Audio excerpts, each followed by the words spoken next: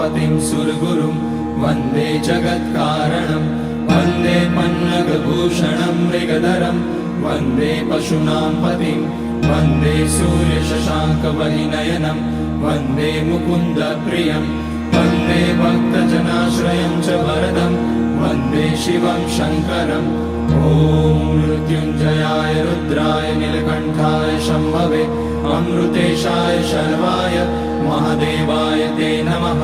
नमस्तेऽस्तु भगवन् विश्वेश्वराय महादेवाय त्र्यम्बकाय त्रिपुरान्तकाय त्रिकाग्निकालाय कालाग्निरुद्राय नीलकण्ठाय मृत्युञ्जयाय सर्वेश्वराय सदाशिवाय श्रीमान् महादेवाय नमः। ॐ नमः शम्भवाय च मयोभवाय च नमः शङ्कराय च मयस्कराय च